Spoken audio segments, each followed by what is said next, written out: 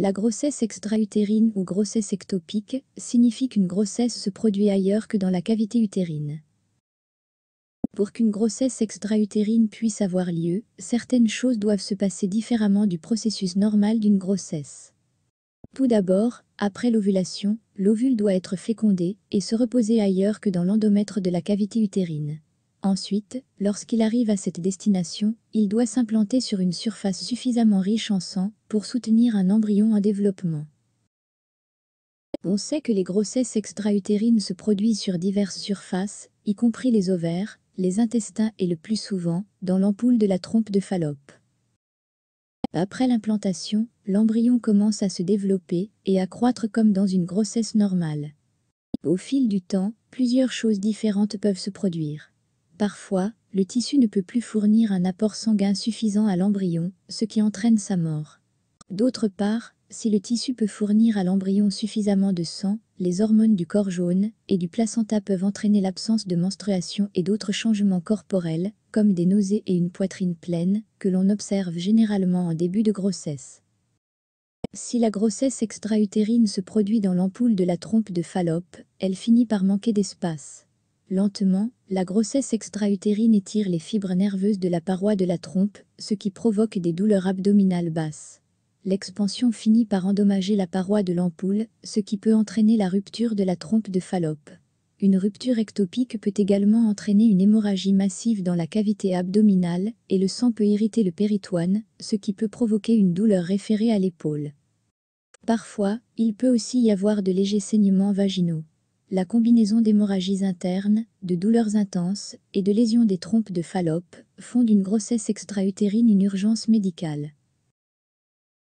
La cause d'une grossesse extra-utérine est souvent inconnue, mais il existe des facteurs de risque bien connus. Il s'agit notamment du tabagisme, d'antécédents de maladies inflammatoires pelviennes, la conception par fécondation in vitro, la chirurgie gynécologique, l'utilisation actuelle de dispositifs intra-utérins, la ligature des trompes ou d'une grossesse extra-utérine antérieure. Les symptômes d'une grossesse extra-utérine comprennent l'aménorrhée ou absence de règles, des douleurs pelviennes et des saignements vaginaux.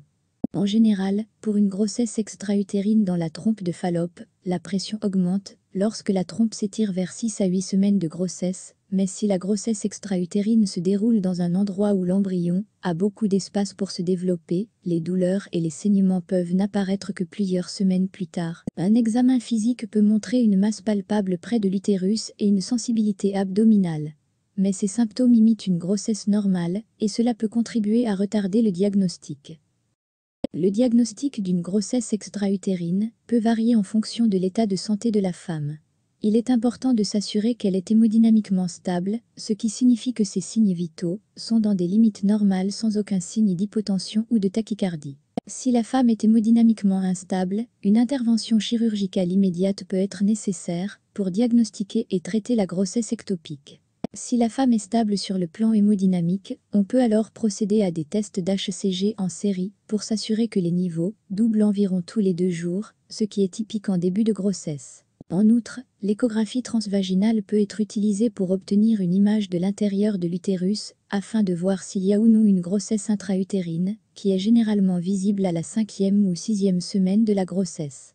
L'échographie transvaginale peut également aider à identifier une grossesse extra-utérine en se basant sur des signes, comme un excès de liquide dans la cavité péritonéale. Chez une femme hémodynamiquement stable, dont la grossesse extra-utérine est diagnostiquée à un stade précoce et dont l'HCG est déjà en déclin, le traitement peut inclure une surveillance étroite, avec des mesures en série de l'HCG, sans médicaments ni procédures supplémentaires. Si la grossesse ectopique est identifiée plus tard, le méthotrexate peut être utilisé pour mettre fin à la grossesse. Chez une patiente hémodynamiquement instable, une salpingostomie peut être pratiquée.